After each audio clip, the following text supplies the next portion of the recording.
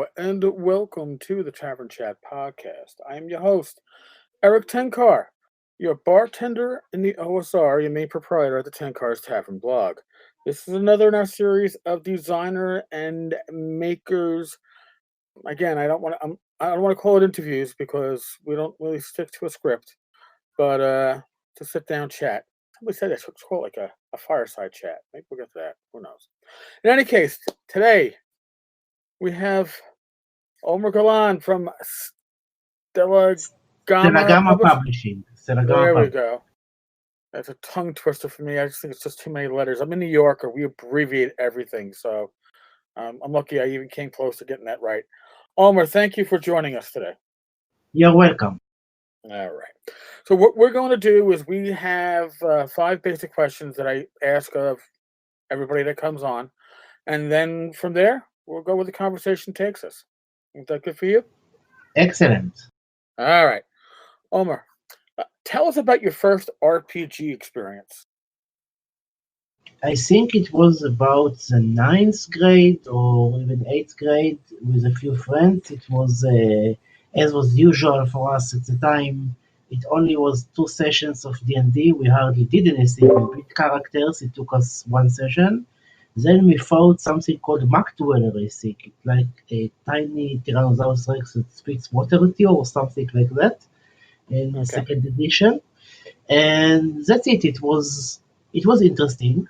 It lasted very short because, kids at this age are not always very committed. And then I started DMing because no one else would do it to other friends. I feel your pain. I think I went through that same kind of deal where after I got introduced to it, nobody else wanted to DM. Everybody just wanted to be the players. Exactly. Okay. Now, what is your go-to RPG system and why? Currently, I'm playing the D&D 5th edition because this is what people want to play. And I'm also playing Traveler because right now Cepheus Engine because Traveler is, I think, one of the best science fiction rule sets out there. It's also very old school. If you're talking about OSR, it's the old school science fiction system. And Cepheus Light and Suffuse Engine before that are trying to recreate this old sensation of science fiction, of classic science fiction.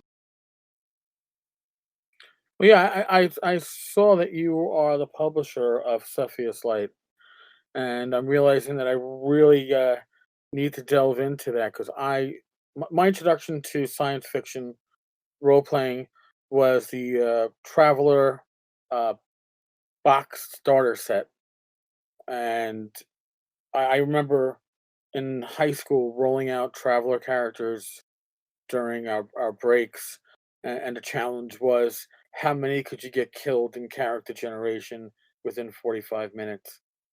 Yes, this is one of the main features. You talk to people about Travelers, they say, oh, it's a game you could get killed in character generation. I even have a t-shirt saying that. Yeah, it's that was unique to me. So, all right, we'll definitely talk more about Traveler as we go on. Let's hit you with the next question. Now you started out with D&D or AD&D? It was AT&D 2nd edition because okay. 1st edition was never translated into Hebrew. In the 90s, you couldn't just get things which weren't translated in Israel.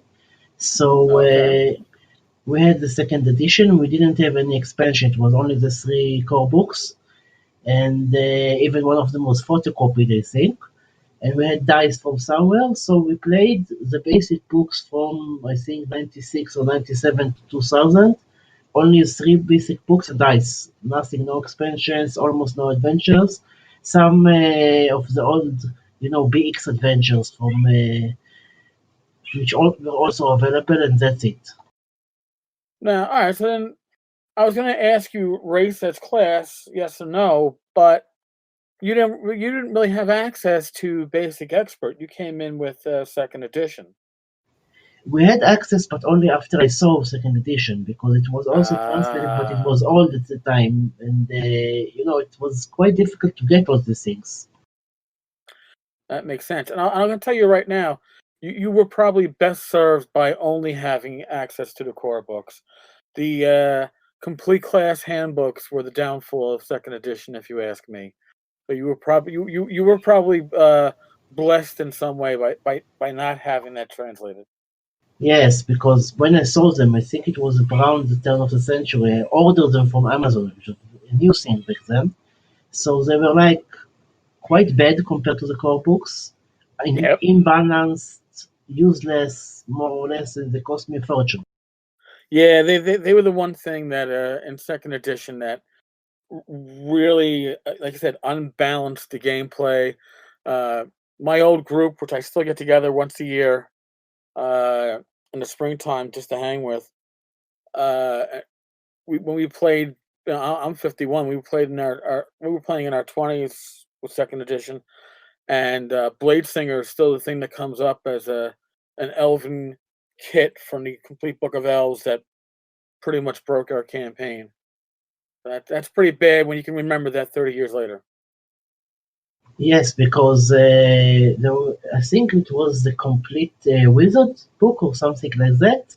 It was completely, I don't know, it seemed very useless. After, I waited 2 months for this to arrive. And I think Yeah, this book, it was like all the kits, which didn't give it anything interesting or useful. It was like pointless, completely pointless.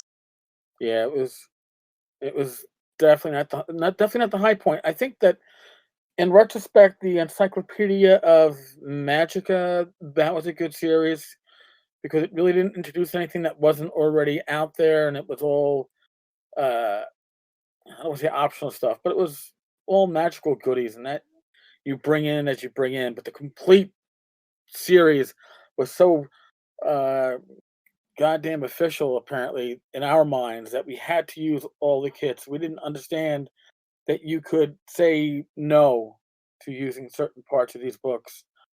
That was certainly the downfall to our gaming back then. I think that the third edition was some kind of a move forward at the time because second edition had a lot of problems to it. I think It, compared it, to the old BX books, and it was a mess in many ways. It tried to combine all sorts of things, and it was complete mess. And third edition gave united mechanics. Of course, in retrospect, it has all the problems that pushed me back to OSR. But at the time, it was like a new breath of fresh air.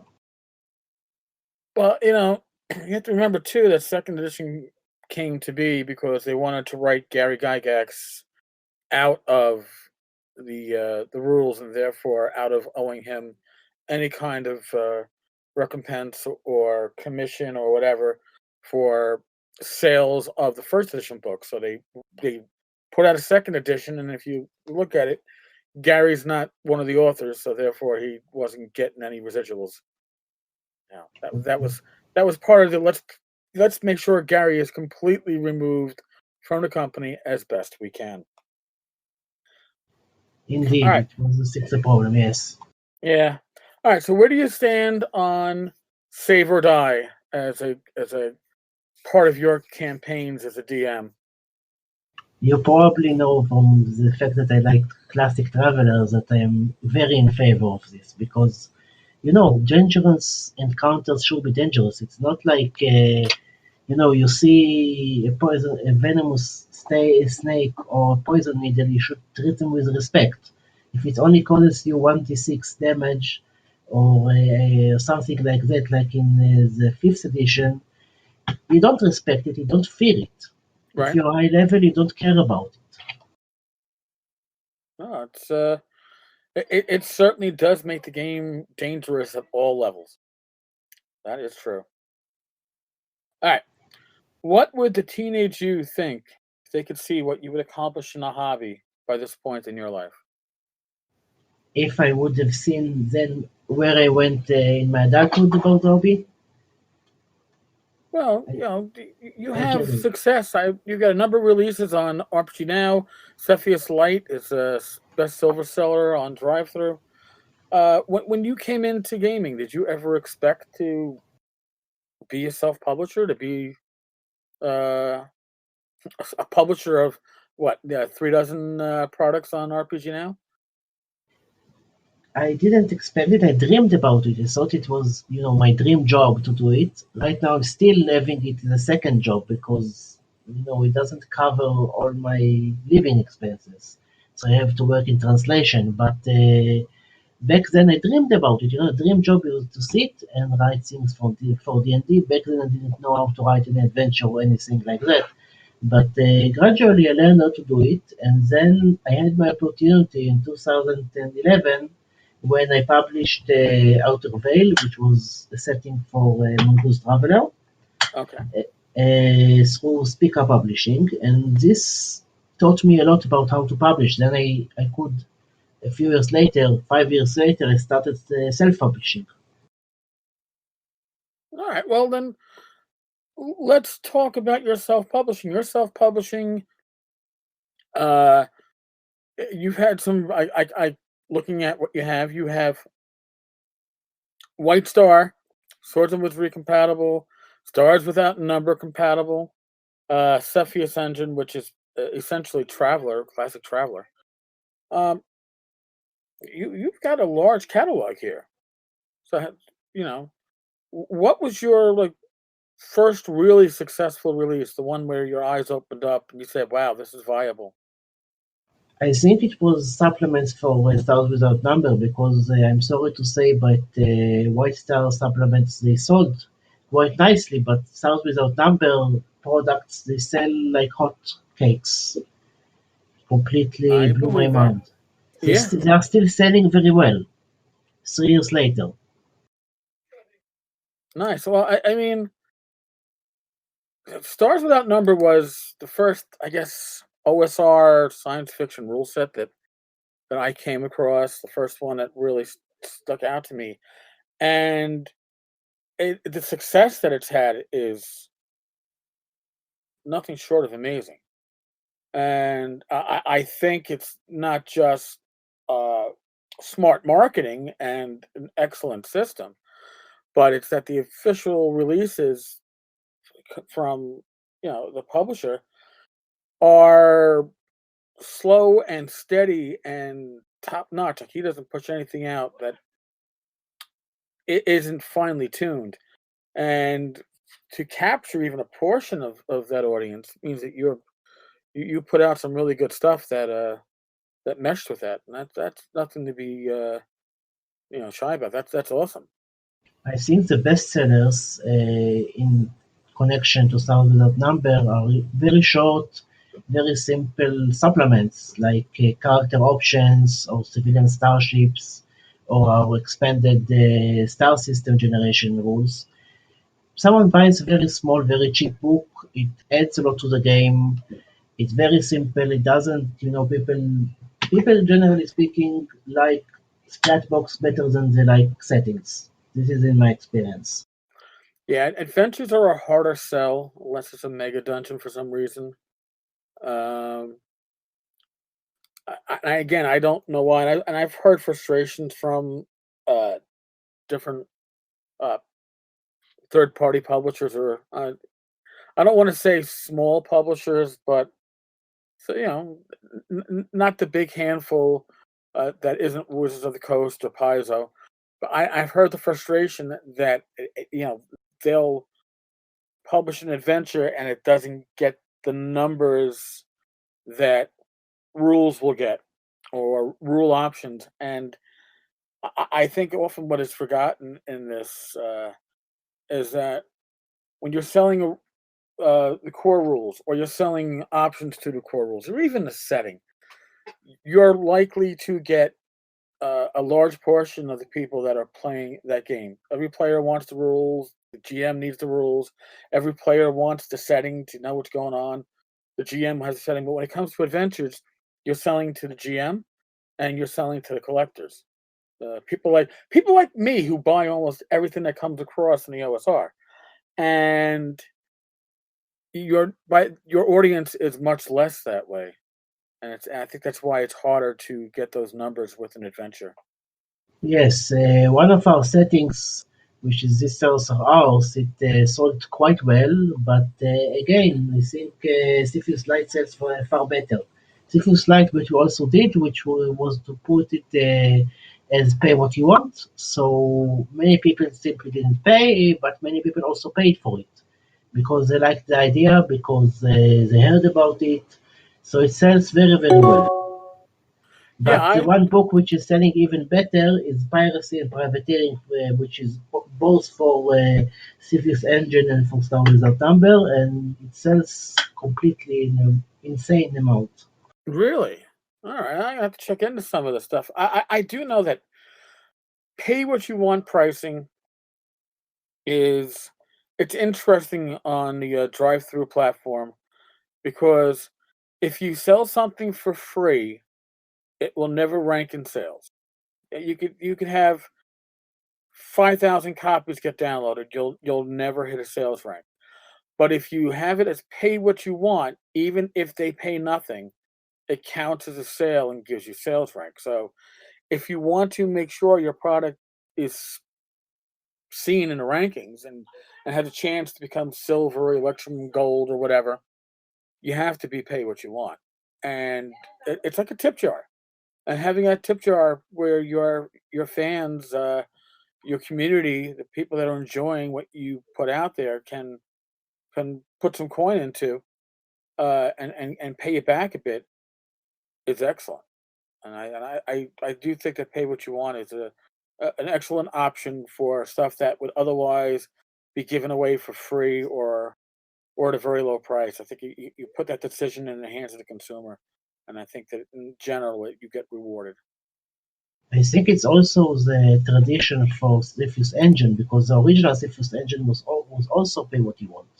So the idea is this rules of pay what you want, other community resources like Near Space, which was a map and traveler stats of nearby star systems, real life star systems.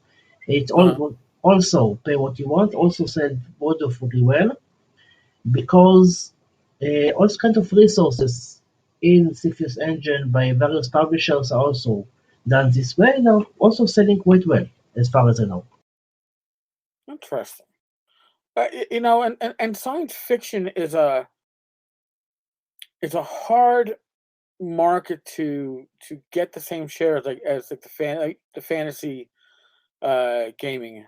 I mean, we look at Paizo and their you know their attempt at putting out a science fiction system, and I'm not saying it's a failure, but it's not the success that they had expected or at least hoped for. But to be able to make a viable market out of science fiction is one of the few things that Stars Without Number and even like White Story afterwards did. There aren't too many options in science fiction gaming uh, besides I guess the licensed stuff like Star Wars and Star Trek. What do I want to see because for example, I think it's one of the virtual tabletop services. I don't recall which. They have statistics, but what you gets played, and Star Without Number was doing far better than Traveler, than the official Traveler, and I'm right? hoping to see Cepheus Engine climb around the level of Traveler, even higher. I hope because. It's I don't say only Cepheus Lite because Cepheus Engine generally has I think it's catching quite well. No, I've heard a lot about it, and to be honest with you, I have a copy of the regular Cepheus engine rules. I skimmed them. They look close enough to the Traveler that I remembered.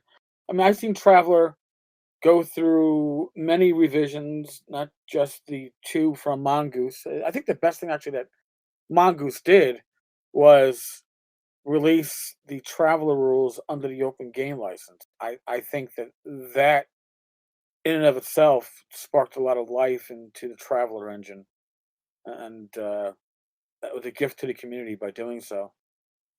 But I think it was also very good for them because they had a huge third party support for many companies, and when they cancelled it for the second edition, everyone moved to Suffuse Engine. If they would have had the OGL for Open Game License for the second edition, there would be no Cepheus Engine. People would still publish for them. Yeah, I didn't realize there was no OGL for the new second edition of Mongoose. That's interesting.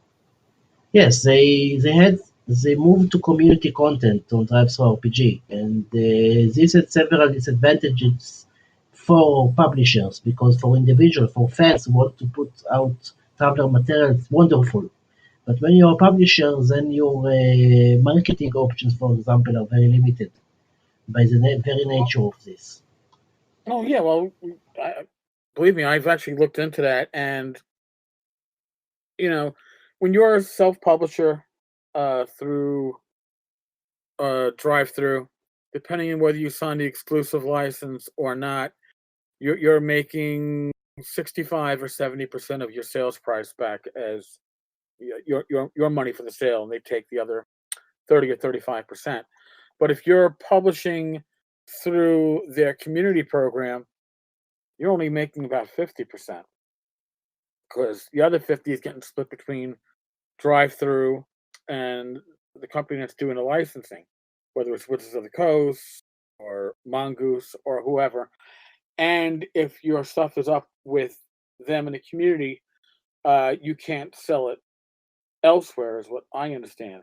Especially if you use any of their IP, which they are licensing you to use to the community. It's real. It's a potential complicated bag of shit. And again, if you wanted to, I guess, write in the Third Imperium or whatever, and use stuff that is IP that is uh, under the Traveler IP, I guess it's to your advantage. But I don't see it. And yeah, I can see why people would say, you know what, we need to uh, uh, just like Pathfinder was a rewrite of third edition. Um, so people could write their third party, you know, stuff and not have to worry about writing A for a dead system or writing under the restrictions of the game system license for 4E. But I don't understand the fear that publishers have of the open game license. I guess that's part of it. I mean, you would think that Mongoose would have looked at what Wizards of the Coast did when they switched to the game system license 4E, an attempt to put the genie back in the bottle, and said, "Wow, it didn't work for Wizards of the Coast. Why is this going to work for us?"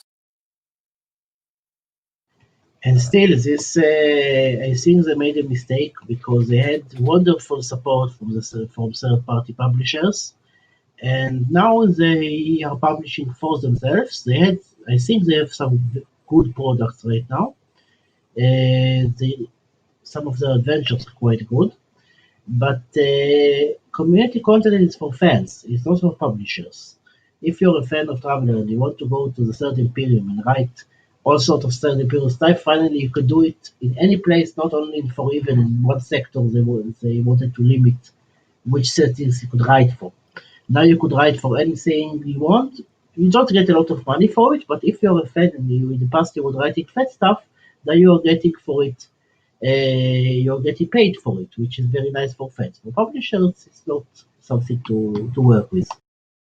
Yeah, no, it's again, I've actually spoken with other publishers who had considered using that community system, community based publishing system that RPG now slash drive through has, and it's again, it's good if you are seeking to retain a tight control, I guess, on your system's IP and have others basically give you money because the publisher's making about a 20% cut on every sale, and all they're doing is allowing you to use their IP, and that's a huge chunk of change to, to potentially get while just sitting in your chair doing nothing as a publisher.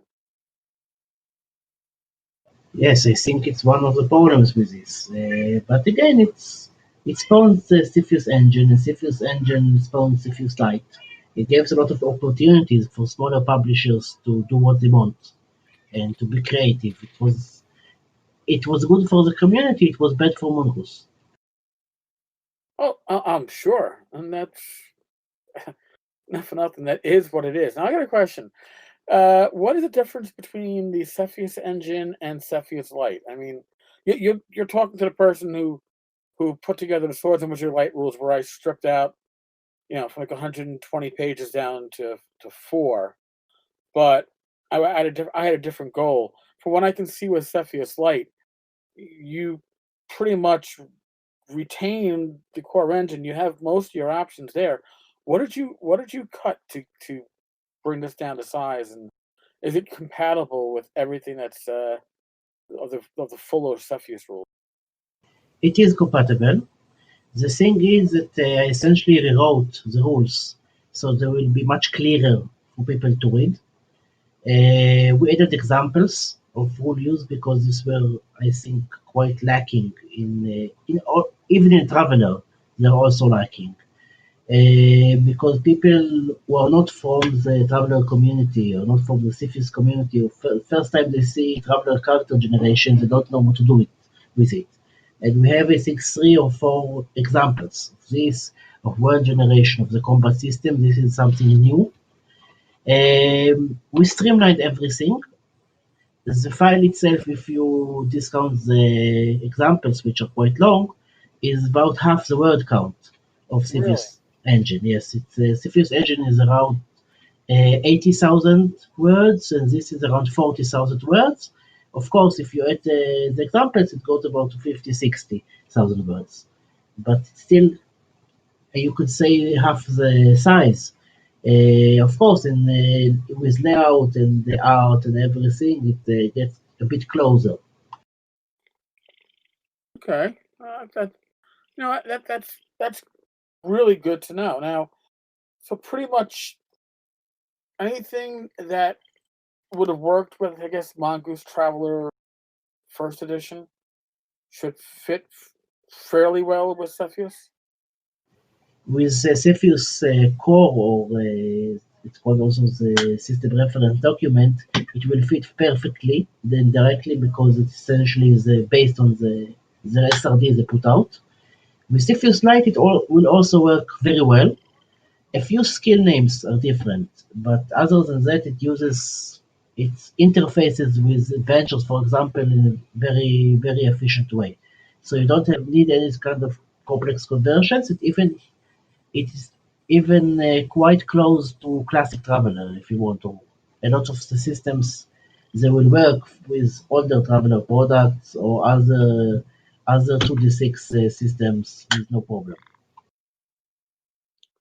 Okay. Well, here I'm going to throw something out at you before we wrap this up. But this was something that I came into gaming through AD&D, uh, and I was always used to the idea of character progression. Then I found RuneQuest, which had character progression, but it was much more granular because it was percentage based and had all these different skills, which was again a huge leap.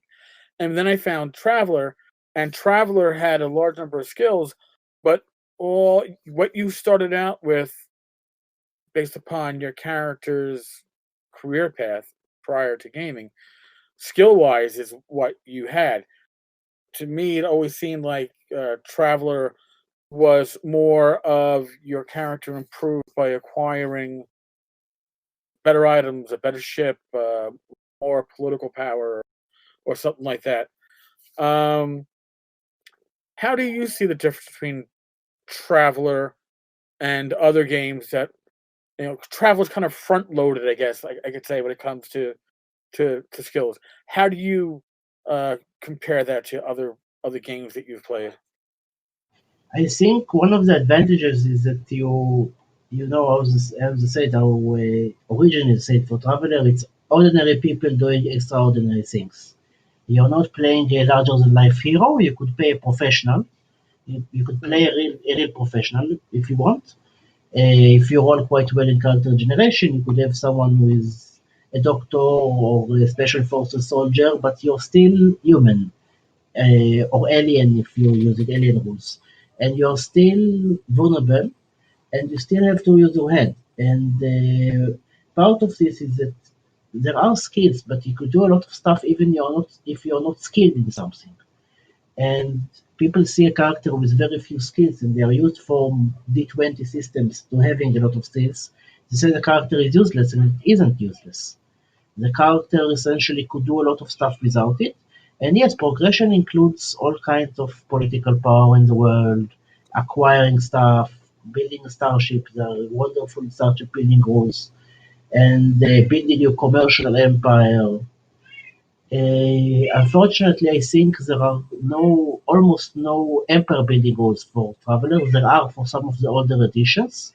Right. For the fourth edition of Traveler, there's something called Pocket Empires. It's quite a complex system. It's about 100 pages of empire building rules. But I think Traveler would do very well with rules that you could start from for a mercenary or a merchant and start building your corporation and your empire. Something like that will benefit the rules very much.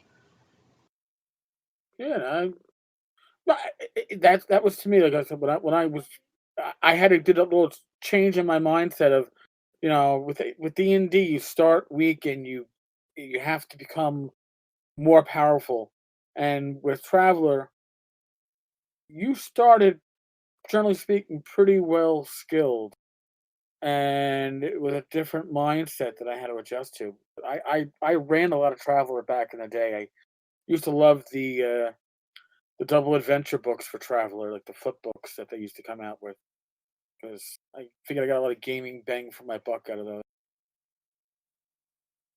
So, Golan, what do you have coming up, release wise? What are you working on now?